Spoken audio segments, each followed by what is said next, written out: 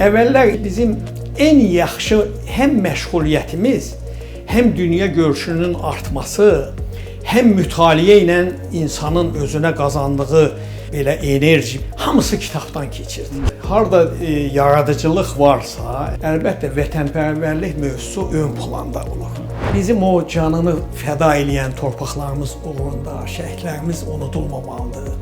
Həmişə diqqət mərkəzində olmalıdır. Yazılan əsərlər onların ölməz ruhuna ithaf olunmalıdır. Şeir şairin bir təbidir. Yəni onu yazmasan rahat ola bilmirsən. Ağrı, acı nədir bilmirdik canda, dərd nədir, qəm nədir, məhəl qoymur.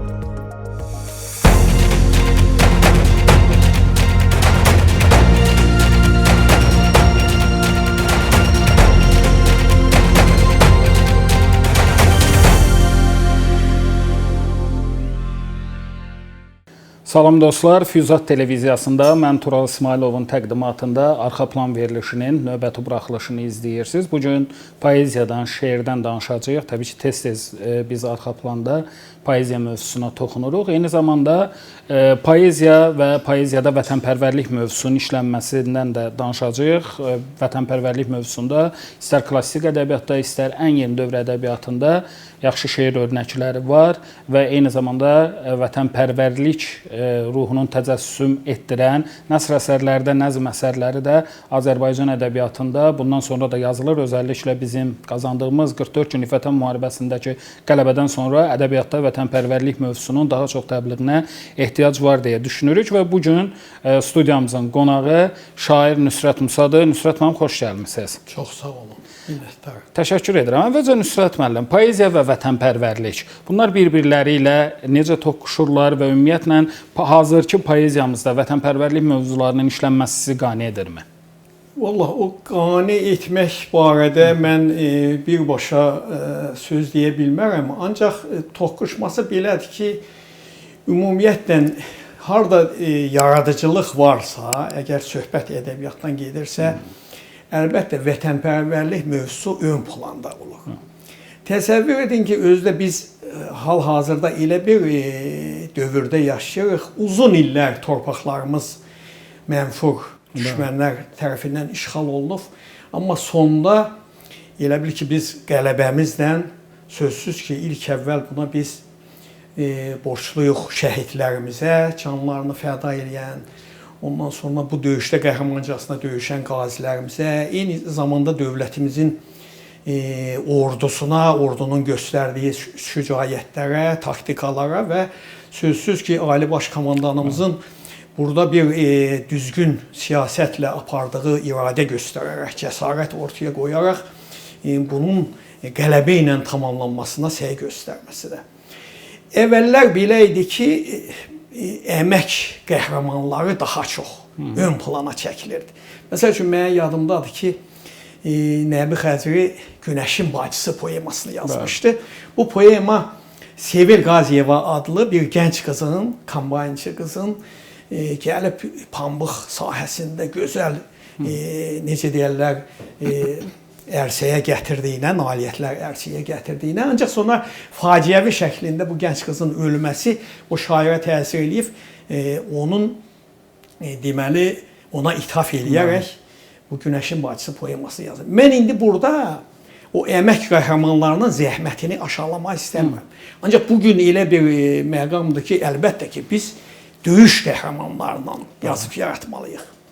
Bizim, şəxsən mən, bizim kəndimizin bir evladı bu 44 günlük müharibədə şəhidlik zirvəsinə yüksəldi. Hansı kənddir, onu da deyək. Zaqatala rayonunun Muğanlı kəndi. Deməli, Nicat Xəlilli, Əli oğlu. Onun haqqında, onun o göstərdiyi qəhrəmanlıqlar haqqında o qədər hadisələri danışdılar ki, biraz böyük səslənməsin, mən ona iki məktub adında poema həsrləmişəm.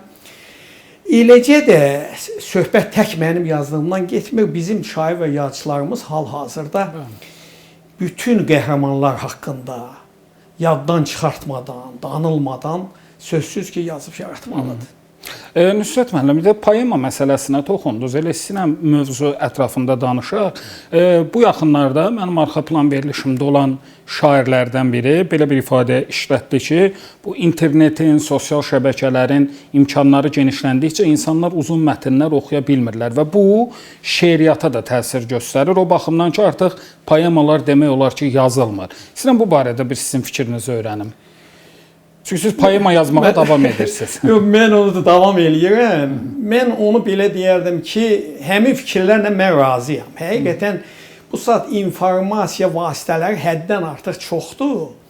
Əvvəllər elə bil ki, bizim ən yaxşı həm məşğuliyyətimiz, həm dünya görüşünün artması, həm mütaliə ilə insanın özünə qazandığı belə enerji, belə deyək, hamısı kitabdan keçirdi. Kitab ən yaxşı istirahət vasitəsi idi həm də. Yəni kitabı elə bil hamı oxuyurdu. Şərt o deyil ki, kitabı oxuyasan, orada gedib nəsə bir elmi nailiyyət əldə edəsən, kitabı hamı oxuyurdu, yaxşı bir istirahət mənbəyi kimi. Amma qaldı ki, bu poemanın, yəni bu uzun tirajlı yazıları oxumağa həvəsin az olması, o sözsüz ki var. İş ondadır ki, deməli şeir elə yazılır ki, şeir şairin bir təbidir. Yəni onu yazmasan rahat ola bilmirsən. Gərək onu yazasan və sonra rahatlaşasan. Amma poemaya əl atasansa, şair özün düzdür, o sifariş sözü biraz xoşa gələn sözdür, amma şair özü bu yaradacağı əsərin sifarişçisidir. Yəni o qarşıya məqsəd qoyur ki, mən bunu mütləq yazacağam və başa çatdıracağam. Poema bir növ belə deyək də ruhun tələbidirmi yoxsa? Onu ruhun tələbi adlandırmaq olar o mənada. Bax bu ilki il deməli bizim cənab prezidentinin sərəncamı ilə Bəxtiyar Vahabzadənin 100 illik ildönümü keçirilir. Bu tədbirlər çox sayda keçirilir. Düzdür, indi il artıq başa çatır, amma hələ də davam eləməkdədir. Mənim Bəxtiyar Vahabzadə haqqında həm onun bir xalq şairi olaraq, həm bir görkəmli şəxsiyyət olaraq, həm də onun elə bizim bu azadlıq, müstəqillik arzuları başlayanda o meydanlarda onun çox görünməsi, hətta bu meydanlardan əvvəl 50-ci 60-cı illərdə o Gülüstan poeması ilə tanınmışdır. Yəni bizim Azərbaycan müstəqilliyini, azadlığını əldə olmasına hələ o vaxtlar qələm almışdı. Ona görə də o qədər Bəxtiyar Vahabzadə haqqında məlumatlı olmuşam. Mən ona da bir, necə deyirlər, telefon zəngi adında bir poema ona həsr eləmişəm. O artıq bəli, mən elə bil ki, daxili istəyimdən doğan bir şey olubdur. Siz bölgədə yaşayırsınız, Zaqatala rayonunda. Ümumiyyətlə, Zaqatalada ədəbi mühit necədir? Mən yaxşı deyərdim o mənada ki, düzdür, əvvəllər bizdə bir qədər belə pərakəndə şəkildə hər yazıcı, şair fəaliyyət göstərdi. Amma bu son vaxtlarda Zaqatala, Qax, Balakən Regional Yazıçılar Birliyinin elə bil ki, bir filialı var. Onun başında duranda Əlmanis Ələfəli adında bir yoldaşdır. O da bir çalışqan, təşkilatçı bir insandır. Yəni bizim çox sayda görüşlərimiz olur. Həm ad günləri, həm kitabların təqdimatları, həm bəzi başqa yaradıcı insanlarla olan görüşlər. Ona görə də son devirlərdə buna bir irəliləyiş demək olar ki, nəinki passivlik söyləmək olmaz.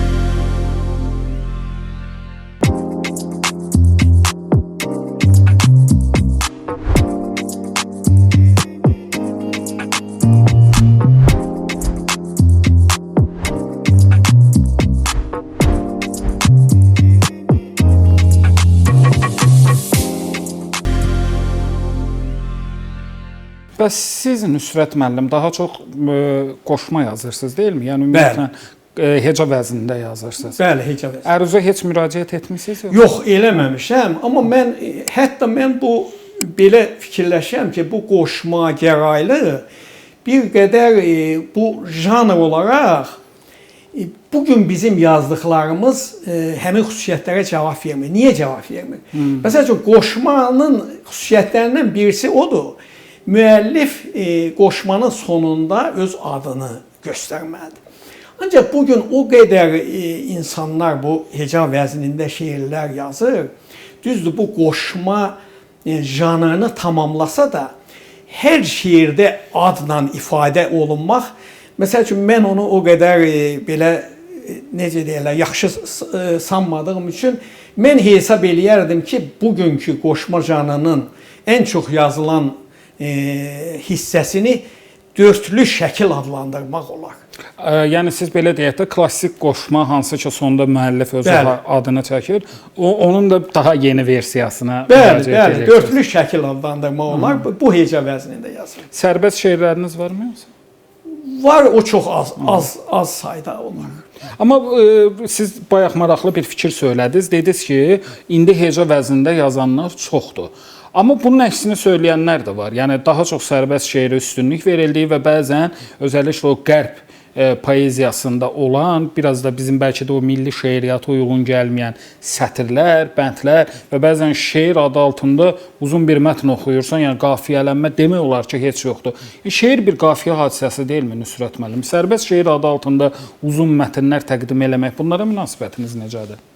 Bilirsiniz, sərbəst şeirin yaxşı nümunələrini istər Səməd Vurğun olsun, Rəsul Rza olsun, başqa şairlər olsun göstəriblər.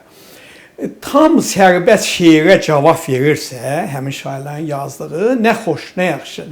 Ancaq ona cavab vermirsə, bu daha çox uzunçuluğa yol verilirsə, hətta orada da hecanın müəyyən hissələri hətta orada da qorunur. Yəni ona əməl olunmursa, əlbəttə ki, orada yəqin ki, müəyyən çatışmazlıqlar var. Sizin yazdığınız sərbəst şeirlər necədir? Özünüzün, yəni yaradıcılığınızda o dediyiniz qaydanı qoruya bilirsiniz? Mən dedim də, mən çox bir neçə elə bir ki, şeir yazmış olaram, sərbəst şeir. Bəli, orada çalışmışam ki, o qaydaları gözləyim. Bəs Nüsrət müəllim, necə düşünürsünüz? Bizim şairlərimiz, yəni dünya ədəbiyyatında iz qoya bilirlərmi? Yazıçılarımızın təbii ki, şairlərimiz də var, tanınırlar, beynəlxalq mətbuatda var. Dünya ədəbiyyatında biz görürük Azərbaycan şairlərindən tərcümə olunan kitablar, istər klassiklər, istər yeni dövr. Münasibətiniz necədir? Ümumiyyətlə şeir milli ədəbi arealdan çıxıb qloballaşa bilirmi? Və tək Azərbaycan kontekstində yox, dünya ədəbiyyatı kontekstində. Bilirsən, ona tamlıqla necə cavab var? Bəzi bizim şairlərimiz var ki, bəli çıxıblar. Məsəl üçün, bu yaxınlarda o hansısa bir beynəlxalq deməli, o Qəşəm Nəcəfzadə iştirak eləmişdi və orada elə bir ki, mükafatla qayıtmışdı. İndi belə də var, amma indi yazanlar əlbəttə ki, çoxdur da, yazanlar söhbət ondan getmir ki, hamı elə bir dünya arenasına çıxsın, hamı orada. Hər halda hər bir şair, hər bir yazıcı istəyir ki, öz yazdıqları üzərində oxucu tələbkarlığına cavab verən formada çalışsın.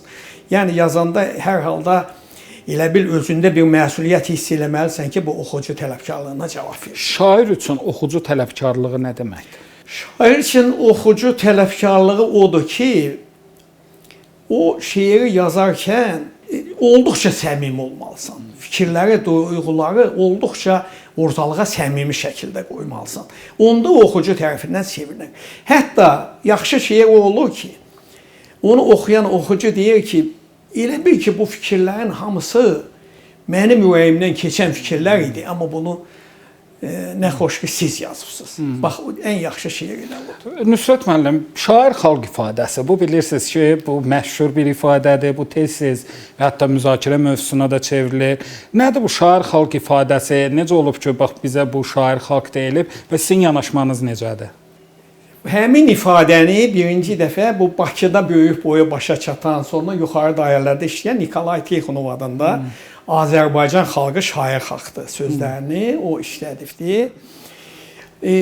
Görünür, onun da həm baxışında, həm dünya görüşündə bunu görüb hiss edib ki, bu belə də var. Azərbaycanda həqiqətən şeirə, poeziya, maraq insanlarda həddən artıq çoxdur və çox sayda insanlar yazıb yaratmaq eşqi ilə yaşayırlar. İndi bir var ki, yeniyetmə gənclik çağlarında demək olar ki, hamı şeir yazır. Ancaq o şeirlər elə bil ki, o yeniyetmənin yazdığı şeir bir gəncin, mən belə deyərdim ki, sevgi məktubudur. Təbii. Sevgi məktubudur. İstəyir ki, o da öz istəyini, sevgisini şeirin dili ilə desin. Necə ki, o bizim dastanlarımızda deyirlər ki, o sazla mı deyim, sözlə mi deyim, sonra da qayıdır deyə, qoy elə sazla deyim, sözlə desəm dilim alışıb yanar. Yəni, bu sevgi məktublardır. Ancaq elə ki, həyatın insan da bu gənclik dövrü keçir, əgər yenə də bu yazmaq davam edirsə, deməli, ciddi nəysə bir şey var. Bəs sosial şəbəkələrin imkanlarından şairlərimiz, indi gənc şairlərimiz təbii ki, demək olar ki, sosial şəbəkələrdə və yaxud da müxtəlif ədəb portallarda öz şeirlərini dərc etdirirlər. Müəyyən qədər orta nəslin üstü olan insanlar, sizin həmyaşıdlarınız olan şairlər sosial şəbəkədən yaxşı istifadə edə bilirlərmi? Orada məsələn bir şeir oxucu kütləsini qazana bilirlərmi? Bu barədə fikirləriniz nədir?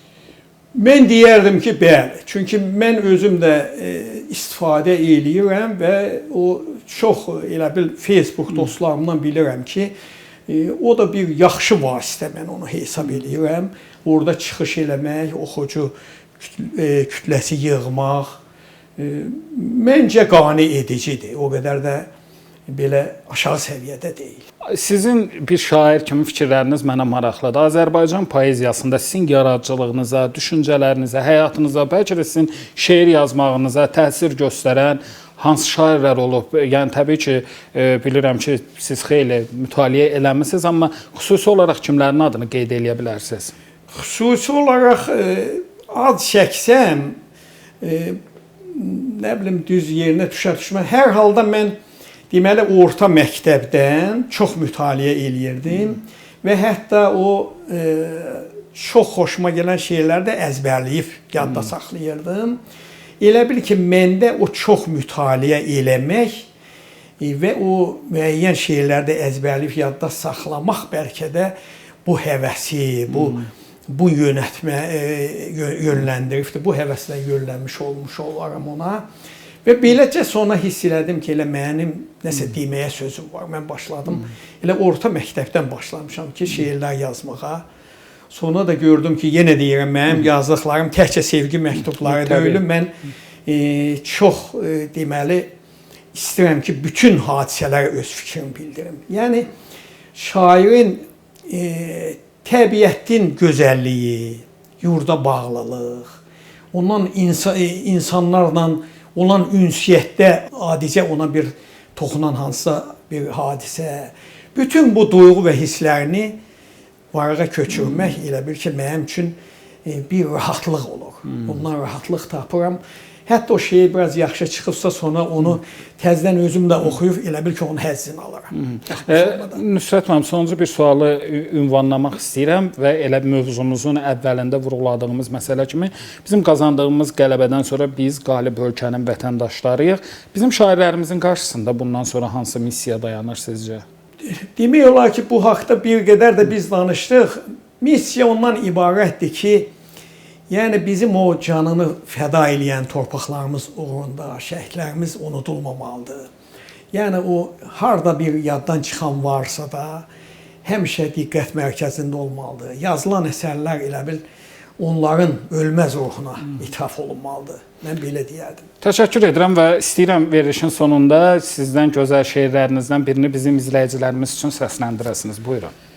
Olar. Onda mən qoy elə bu yeni yetməlikdən də çox danışdıq. Məktəb illəri adında bir şeir qoyunda səsləndirim. Uşaqlıq sevgisi bir ovuc sudur. Ömürdən bir yarpaq qoparan olur. Elə bil bu yaşın gül mövsümüdür. Özü ilə gül ətri aparan olur. Məhəbbət çox şeyi dəyişdi onda. Şeirdən, mahnıdan ürək doymurdu. Ağrı, acı nədir bilmirdik canda. Dərd nədir, qəm nədir, məhəl qoymurduq. Dərsə azalsa da biraz həvəsin, oxumaq istərsən daha da səylə. Müəllim adına çalışqan desin. Deməsin girlənir tənbəllik ilə. Deməsin girlənir tənbəllik ilə. Günüzlər dalardıq yüz cür xəyala, günlər bir-birini sığışdırırdı. Bakıya getməkdən söz sala-sala, gecə yuxumuzu qarışdırırdıq. O şad şən günlərin qayğısızlığım mən yaşa dolduqca iddia elə bil, partadan partiya məktub yazdığım. İllərin özü ilə getdi elə bil, biz mi gümanların qaçdıq dalınca, vaxt mı heyyürdü elə irəli, yetkin arzularla ürəkdə olunca, gəlib sona çatdı məktəbləri. Təşəkkür edirəm. Çox sağ olun. Mən də bu Füyuzat jurnalına, həm bu sizin bu apardığınız ekrana, əziyyət çəkənlərə çox sağ olun deyirəm. Hər birinizə uğurlar arzulayıram. Çox sağ olun. Xatırladım ki, arxa planda bu gün mənim qonağım şair Nüsrət Musa idi. Biz poeziya, vətənpərvərlik və şeiriyyat haqqında danışdıq. Sağ olun, salamat qalın.